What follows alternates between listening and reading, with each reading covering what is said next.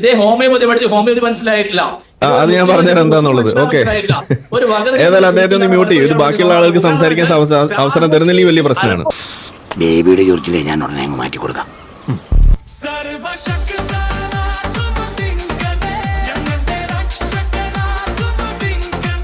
അശാസ്ത്രീയമായിട്ടുള്ള ഒരു ചികിത്സ നടത്തി എന്ന് പറയുമ്പോൾ സ്വാഭാവികമായിട്ടും ഈ ചികിത്സ നടത്തിയ അല്ലെങ്കിൽ ഈ ചികിത്സ നടത്താൻ നിർബന്ധിച്ച അക്യൂപങ്ചറിസ്റ്റ് സ്വാഭാവികമായും പ്രതിക്കൂട്ടിലാവും. അത് നിങ്ങൾ ന്യായീകരിക്കുന്നുണ്ടോ?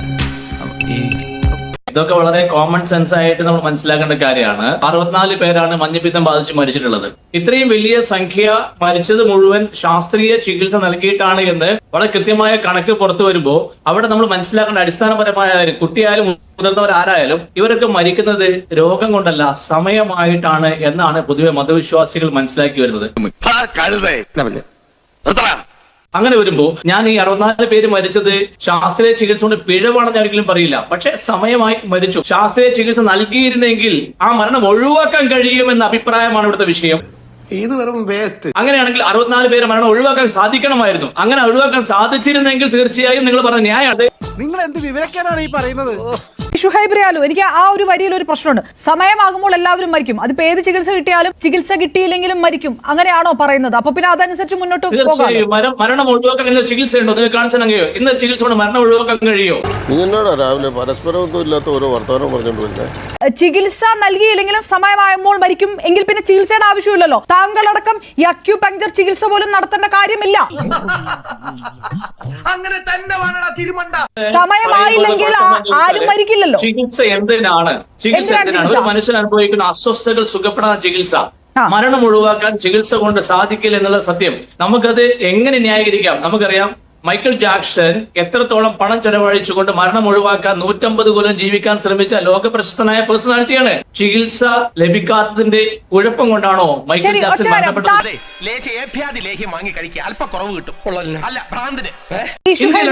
താങ്കൾ ഈ അവകാശപ്പെടുന്ന അക്യൂപങ്ചർ അത് ഏത് നാട്ടിൽ നിന്ന് വന്നതാണ്? എങ്ങനെയാണ് ചൈനയിൽ ഒരു അക്യൂപങ്ചറിസ്റ്റ് ആകണമെങ്കിലുള്ള മാനദണ്ഡം എന്താണ്? താങ്കൾക്ക് അറിയാമല്ലോ. താങ്കൾ അതൊന്ന് പറയാമോ? ഏത് നേരത്താണോ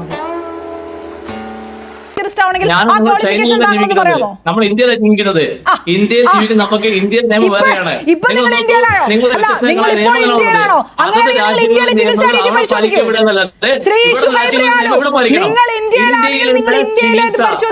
നീ എവിടെയെങ്കിലും ഉറച്ചു നിൽക്കണം. 2024 ജസ്റ്റിസ് രാമചന്ദ്രൻ അവർകൾ അദ്ദേഹം കേരള ഹൈക്കോടതി ഉത്തരവിട്ടു. കേരളത്തിൽ അക്യുപഞ്ചർ ചികിത്സകർ ഒട്ടേറെയുണ്ട്. ഇവർക്ക് ഒരു കൃത്യമായ റെഗുലേഷൻ ഏർപ്പാട് ചെയ്യേണ്ടതുണ്ട് അദ്ദേഹം ഉത്തരവിടുകയും നിനക്ക് കള്ളം പറയാൻ ബുദ്ധിമുട്ടുണ്ട്.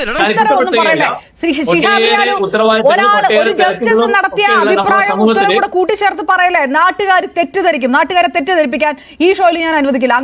അങ്ങനെ ഒരു ഉത്തരവ് ഇവിടെ ഇല്ല. അങ്ങനെ ഒരു ഉത്തരവും ഇല്ല. താങ്കൾക്ക് ആ ഉത്തരവിന് ഒരു കോപ്പിയും കാണിക്കാൻ പറ്റില്ല.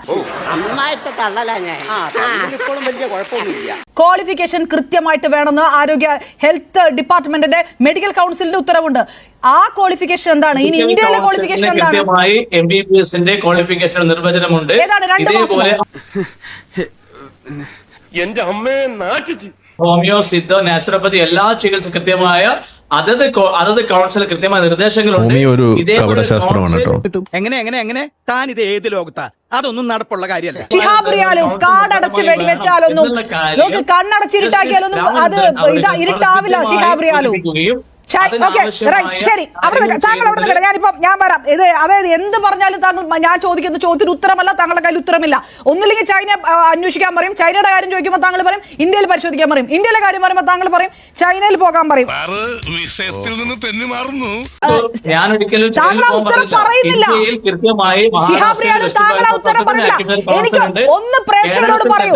1000 വർഷങ്ങൾക്ക് മുമ്പ് ചൈനയിൽ നിന്ന് വന്ന അക്യൂപങ്ചർ ആണ് എന്ന് പറഞ്ഞുകൊണ്ട് നിങ്ങളടക്കമുള്ളവർ പറയുന്ന അക്യൂപങ്ചർ ചൈനയിൽ ചികിത്സിക്കണമെങ്കിൽ എത്ര വർഷത്തെ പഠനം വേണം?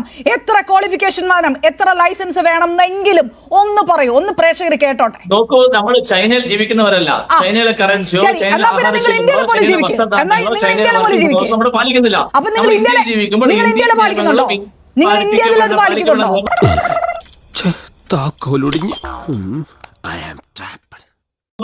പരിശോധിക്കുകയും അന്വേഷിക്കുകയും അതിന് ഇന്ത്യൻ ഗവൺമെന്റും കേരള ഹൈക്കോടതി ഉത്തരവുകളും നിങ്ങൾ പരിഗണിക്കാതെ ഇന്ത്യൻ ഗവൺമെന്റ്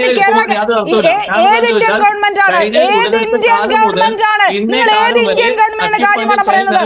2 മാസം കൊണ്ട് അക്യുപങ്ചർ കോഴ്സ് പഠിച്ച് വീട്ടിൽ പ്രസവം എടുക്കും.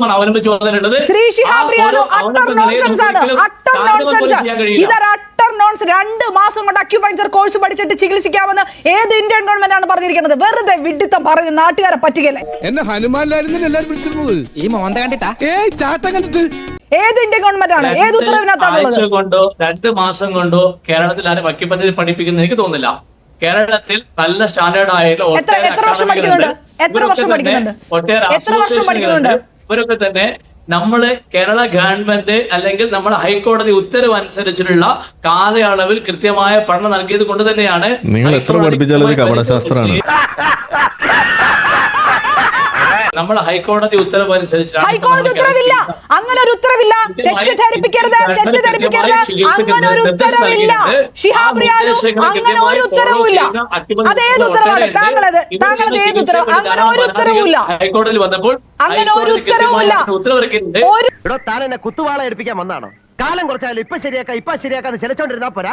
എപ്പൊ ശരിയാക്കാ ഒക്കെ ഒന്ന് ഇപ്പൊ പറയണം. പരിശോധിക്കാതെ ഇല്ല, അങ്ങനെ ഒരു ഉത്തരവില്ല. കാര്യങ്ങളെ താരതമ്യം ചെയ്തുകൊണ്ട് അങ്ങനെ ഒരു ഉത്തരവുമില്ല. അങ്ങനെ ഒരു ഉത്തരവുമില്ല.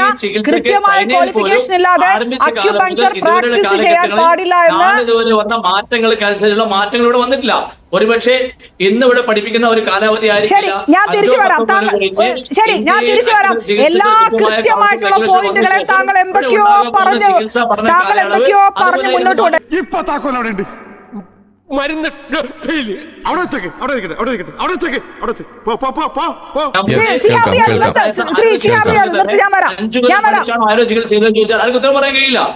താങ്കൾക്ക് ശ്രീ ആരിഫ് ഹുസൈൻ ഈ 5 വർഷമെങ്കിലും മിനിമം ബാച്ചിലേഴ്സ് ഡിഗ്രി മിനിമം എങ്കിലും എടുത്തല്ല ലൈസൻസിന് അപ്ലൈ ചെയ്യാൻ പറ്റുള്ളൂ. അത് ചോദിക്കുമ്പോൾ ചൈനയിലല്ലോ നമ്മൾ ഇന്ത്യയിലല്ലേ എന്ന് ചോദിക്കും. ഇപ്പൊ പറഞ്ഞു ഹൈക്കോടതി ഉത്തരവ് അങ്ങനെ ഒരു കാര്യം നിലവിലില്ല. പക്ഷേ എന്നിട്ടും എന്തുകൊണ്ട് ഇതിനുള്ള ഉത്തരം ഞാൻ പറയാം. നിങ്ങള് ഇവിടെ ഇപ്പൊ ഇന്ന് സംസാരിക്കുന്നത് ഇപ്പൊ എന്നോട് ഇന്ന് സംസാരിക്കുന്ന ദിവസം എന്ന് പറഞ്ഞു കഴിഞ്ഞാൽ ഞാൻ പഠിച്ച ഹോമിയോപ്പതി എന്ന് പറയുന്ന ആ ചികിത്സാ വിഭാഗം അതൊരു കപടശാസ്ത്രമാണ് എന്ന് തിരിച്ചറിഞ്ഞതിന്റെ ഭാഗമായിട്ട് ഒരു 5-8 വർഷം മുന്നേ അത് ഉപേക്ഷിച്ചിട്ട് അതിന്റെ പ്രശ്നം എന്താണെന്ന് സമൂഹത്തിൽ ചർച്ച ചെയ്യുകയും അത് ആളുകളെ അറിയിക്കാൻ വേണ്ടിയിട്ട് ശ്രമിക്കുകയും ആ സംഗതി പഠിക്കാൻ പറ്റും. BHMS എന്ന് പറയുന്ന സംഗതി കപടശാസ്ത്രമാണ്. ആയുഷ് എന്ന് പറയുന്ന സാധനം തന്നെ ഒരു കപടശാസ്ത്രമാണ്. അതിലേക്ക് ആര് പോകരുത് എന്ന് വിദ്യാർത്ഥികളെ ഇവിടെ പറഞ്ഞു പഠിപ്പിക്കാൻ വേണ്ടിയിട്ട് അവർക്ക് അവയർനെസ് കൊടുക്കാൻ വേണ്ടിയിട്ട് നടത്തുന്ന ഒരു പ്രവർത്തനം. അതിന്റെ ചുക്കാൻ പിടിക്കുന്ന ഒരാളും കൂടിയാണ് ഞാൻ. നിങ്ങൾ എത്രയൊക്കെ ഡിഗ്രി ഉണ്ടെന്ന് പറഞ്ഞാലും ശരി, ഈ പറയുന്ന കപടശാസ്ത്രങ്ങളുടെ കൂട്ടത്തിൽ എണ്ണാൻ പറ്റുന്ന സാധനം തന്നെയാണ് ഈ അക്യുപങ്ചർ എന്ന് പറയുന്നത്. കാരണം ഈ അക്യുപങ്ചർ എന്ന് പറയുന്നത് നിങ്ങൾ ഇനിയിപ്പോ ചൈനയിൽ അവിടെ 10 വർഷം ഇരുന്ന് തലകുത്തിന്ന് പഠിച്ചെന്ന് പറഞ്ഞാലും അത് കപടശാസ്ത്രമാണ്. കപടശാസ്ത്രം എന്ന് പറഞ്ഞാൽ സ്യൂഡോ സയൻസ്. അത് ശാസ്ത്രമാണ് എന്ന് തോന്നിപ്പിക്കുന്ന തരത്തിൽ നിൽക്കും. എന്നാൽ അതിനകത്ത് യാതൊരു തെളിവുകളും ഇല്ല. അത് ഫലിക്കുമെന്നുള്ളതിന് ഒരു തെളിവും ഇല്ലാത്ത സാധനമാണ് കപടശാസ്ത്രം എന്ന് പറയുന്നത്. അക്യുപങ്ചർ, അക്യുപ്രഷർ എന്നൊക്കെ പല പേരിലും അറിയപ്പെടുന്ന പല പല സാധനങ്ങളുണ്ട്. ഒക്കെ ഒരേ സാധനത്തിന്റെ ബാക്കി പത്രങ്ങളാണ്. എന്തൊക്കെയായാലും ആ സാധനത്തിന് ശാസ്ത്രീയമായിട്ട് ഒരു അടിത്തറയും ഇല്ല. 0 ആണ് അടിത്തറ എന്ന് പറയുന്നത്. നിന്റെ പരിപാടി തീർത്ത് തരാണ് ഞാൻ. ഇവിടെ പറയുന്നു ഈ സംഗതി ഇത് തുടക്കത്തിൽ തന്നെ നമ്മൾ കേട്ടൊരു കാര്യം എന്ന് പറയുന്നത് സമയമായാൽ മരിക്കുമെന്നാണ് പറയുന്നത്. ഇതാണെന്നുണ്ടെങ്കിൽ പിന്നെ എന്തിനാണ് ഈ അക്യുപങ്ചറായിട്ട് നടക്കണമെന്നാണ് എനിക്ക് ചോദിക്കാനുള്ളത്. എന്നാൽ പിന്നെ അക്യുപങ്ചറിന്റെ ആവശ്യമില്ലല്ലോ. ആർക്കെങ്കിലും മഞ്ഞപ്പിത്തൊക്കെ വരുമ്പോൾ അങ്ങ് മാറ്റി വെക്കുക, പായ വിരിച്ച് അവിടെ കിടത്തുക. സമയമാകുമ്പോൾ അവർ ജീവിക്കുക, എഴുന്നേക്കുക, എണീറ്റ് ഓടുക, മരിക്കുക, എന്തുവേണേലും ചെയ്യട്ടെ. ചൈനയിൽ നിങ്ങൾ ഉണ്ടെന്ന് പറയുന്നു. ആയിരക്കണക്കിന് വർഷമായിട്ട് അവിടെ ഉണ്ടെന്ന് നിങ്ങൾ പറയുന്നു. ചൈനയിലെ ഒരു ചരിത്രം നിങ്ങൾ എടുക്കുക. അവിടുത്തെ ഒരു 1930-കളിൽ 40-കളിൽ അവിടെയുള്ള ആളുകൾ ഈ പറയുന്ന അക്യുപങ്ചർ മാത്രം ഉപയോഗിച്ചുകൊണ്ട് തലയും കുത്തി നിന്നിരുന്ന സമയത്ത് അവരുടെ ആയുർദൈർഘ്യം എന്ന് പറയുന്നത് 30 വയസ്സ് 40 വയസ്സാണ്. എന്ന് വെച്ചാൽ അവിടെ പട്ടിണിയും ഈ അസുഖങ്ങളും വന്നിട്ട് ആളുകൾ മരിക്കുകയാണ്. എന്ന് വെച്ചാൽ ഈ ചികിത്സയൊന്നും അവിടെ ഫലിച്ചിട്ടില്ല. റിയാലു ഒന്ന് കേൾക്കൂ. ഓക്കെ, റിയാലു കേൾക്കൂ. എന്താണ് കാര്യം എന്ന് ഞാൻ പറഞ്ഞുതരാം. നിങ്ങളുടെ പ്രശ്നം എന്താണെന്ന് ഞാൻ പറഞ്ഞുതരാം. ഈ ചാക്കുട്ടിയോട് തട്ടിപ്പ് പരിപാടിയൊന്നും വേണ്ട. ചാക്കുട്ടി അറിഞ്ഞാൽ തൊട്ടിയാണ് തൊട്ടി. ഇന്നിപ്പോ നിങ്ങൾ ചൈനയിലേക്ക് നോക്കിക്കഴിഞ്ഞാൽ അവിടുത്തെ ആ ലൈഫ് എക്സ്പെക്ടൻസി എന്ന് പറഞ്ഞത് വർദ്ധിച്ചിട്ടുണ്ട്. അത് ആഗോളതലത്തിൽ വർദ്ധിച്ചിട്ടുണ്ട്. അതിനെന്താ കാരണം? അതിന് ഈ പറയുന്ന ഇൻഡസ്ട്രിയൽ റവല്യൂഷന് ശേഷം ഉണ്ടായിട്ടുള്ള ഈ ശാസ്ത്രീയമായിട്ടുള്ള വളരെ വിലപ്പെട്ട പലതരം മുന്നേറ്റങ്ങൾ തന്നെയാണ്. അതിന് ഏറ്റവും പ്രധാനം എന്ന് പറയുന്നത് ആന്റിബയോട്ടിക്സ്, അതുപോലെയുള്ള മറ്റു ഇങ്ങനൊരു മരത്തലേനെ ഞാൻ ജീവിതത്തിൽ കണ്ടിട്ടില്ല. നശൂല മരുന്നുകളുടെ ആവിർഭാവം തന്നെയാണ് അതിൽ ഏറ്റവും പ്രധാനപ്പെട്ട കാര്യം. അത് സംഭവിച്ചത് എന്താന്ന് പറഞ്ഞു കഴിഞ്ഞാൽ അവിടെയുള്ള ആ പറയുന്ന ആയുർവേദമായാലും ഈ പറയുന്ന അക്യുപങ്ചർ ആയാലും ഹോമിയോപ്പതി ആയാലും അതിനൊക്കെ എടുത്ത് മാറ്റി വെച്ചിട്ട് അദ്ദേഹത്തെ ഒന്ന് മ്യൂട്ട് ചെയ്യാവോ? ഇദ്ദേഹം പറയുന്ന സമയത്ത് നമ്മൾ ആരും സംസാരിച്ചിട്ടില്ല. ഒരു മണിക്കൂർ സംസാരിച്ചാലൊന്നും ഈ വിഷയം ഇത് വേറെ ആരും സംസാരിക്കരുതെന്ന് പറഞ്ഞെങ്ങനെ ശരിയാവാ? നിങ്ങളുടെ അക്യുപങ്ചർ ഒരു മണ്ണാങ്കട്ടയാണ്, അത് കപടശാസ്ത്രമാണ്. ഇതേ ഹോമിയോപതി പഠിച്ച് ഹോമിയോപതി മനസ്സിലായിട്ടില്ല. അത് ഞാൻ പറഞ്ഞുതരാം എന്താന്നുള്ളത്. ഓക്കെ, ഏതായാലും അദ്ദേഹത്തെ ഒന്ന് മ്യൂട്ട് ചെയ്യും. ഇത് ബാക്കിയുള്ള ആളുകൾക്ക് സംസാരിക്കാൻ അവസരം തരുന്നില്ലെങ്കിൽ വലിയ പ്രശ്നമാണ്. ശരി, ഇതൊരു സൂം കണക്ഷൻ ആയതുകൊണ്ടാണ് അദ്ദേഹത്തെ മ്യൂട്ട് ചെയ്യാൻ പറ്റുക. ആരിഫ് ഹുസൈൻ സംസാരിക്കട്ടെ. യെസ്, അപ്പൊ ഞാൻ പറഞ്ഞു വന്നത് അക്യുപങ്ചർ എന്ന് പറയുന്നത് അതൊരു കപടശാസ്ത്രമാണ്. ചൈനയിൽ അക്യുപങ്ചർ മാത്രം ഉണ്ടായിരുന്ന കാലത്തും ആളുകൾ ചത്തു വീഴുകയായിരുന്നു. പിന്നെ അതിനുശേഷം സംഭവിച്ചുകൊണ്ടിരിക്കുന്നത് ഇന്ന് അവിടെ ആളുകൾ ജീവിക്കുന്നുണ്ടെങ്കിൽ ആധുനിക വൈദ്യത്തിന്റെ ബലത്തിൽ തന്നെയാണ്. ഇത് വലിയ പൊല്ലാപ്പായല്ലോ. എന്തെങ്കിലും എനിക്ക് ചോദിക്കാൻ പോലും പറ്റാത്ത ഒരു അവസ്ഥയാണ്. ശ്രീ ശിഹാബ് റിയാൽ, ഒരു ചർച്ചയിലും മര്യാദ കാണിക്കണം. ഇത്രയും സമയം ഞാൻ താങ്കൾക്ക് തന്നു, മറ്റുള്ളവർക്ക് സംസാരിക്കാനുള്ള സമയം കൊടുക്കാനുള്ള മര്യാദ താങ്കൾ കാണിച്ചേ പറ്റുള്ളൂ. താങ്കൾക്ക് സംസാരിക്കാൻ സമയം തരണം, ഏകപക്ഷീയമാകരുത് എന്നുകൂടി താങ്കൾ ചർച്ചയ്ക്ക് മുമ്പ് പറഞ്ഞിരുന്നു. അത് മറ്റുള്ളവർക്കും വാദമാണ്. അവരും വെറുതെ വന്നിരിക്കുന്നില്ലല്ലോ, അവർക്കും പറയാനുണ്ടല്ലോ കാര്യങ്ങൾ. ഒരു മര്യാദ വേണ്ടേ? ഇതിനകത്ത് കുറ്റവാളികളാകുന്നത് ഇതെല്ലാം അറിഞ്ഞിട്ടും ഇതിന്റെ പിറകെ പോകുന്ന രക്ഷിതാക്കളാണോ, ഒന്നും ചെയ്യാത്ത സർക്കാരാണോ എന്നുള്ളതാണ് ചോദ്യം. ഇത് വ്യക്തികൾക്ക് ഇതിനകത്ത് പ്രത്യേകിച്ച് ഒന്നും ചെയ്യാൻ കഴിയില്ല എന്നുള്ളതാണ് ഇതിന്റെ കാര്യം. കാരണം അങ്ങനെ ചെയ്യാൻ കഴിയുമായിരുന്നുണ്ടെങ്കിൽ നമ്മളൊന്നും ഇവിടെ വസൂരി വന്ന് മരിക്കില്ലായിരുന്നു. അപ്പോൾ വസൂരി കൊണ്ടൊക്കെ നമ്മൾ മരിച്ചിരുന്ന ഒരു കാലത്ത് നിന്ന് ഇന്ന് നമ്മൾ വസൂരി കൊണ്ട് മരിക്കാത്തൊരു കാലത്തേക്ക് വന്നിട്ടുണ്ടെങ്കിൽ അത് വാക്സിനേഷൻ വഴിയാണ് നമുക്കത് കിട്ടുന്നത്. 100% ഞാൻ യോജിക്കുന്നു. അതിൻ്റെതായിട്ടുള്ള ശാസ്ത്രീയമായിട്ടുള്ള പഠനങ്ങൾ നടത്തി ഇത് അതിനുള്ളൊരു പോംവഴിയാണ് എന്ന് കണ്ടെത്തിയ ആളുകൾ ഇത് ലോകത്ത് പ്രചരിപ്പിക്കുമ്പോൾ അത് ജനങ്ങളിലേക്ക് എത്തിക്കുക എന്നുള്ളത് ഈ ജനങ്ങൾ ആരുടെ കീഴിലാണോ വരുന്നത് അത് ഗവൺമെന്റ് കീഴിലാവുമ്പോൾ ഗവൺമെന്റിന്റെ ഒരു ബാധ്യതയായിട്ട് മാറുകയാണ് ഇത് അവരിലേക്ക് എത്തിക്കണം എന്നുള്ളത്. അങ്ങനെയാണ് ഈ സംഗതി ഇവരിലേക്ക് എത്തിക്കുന്നത്.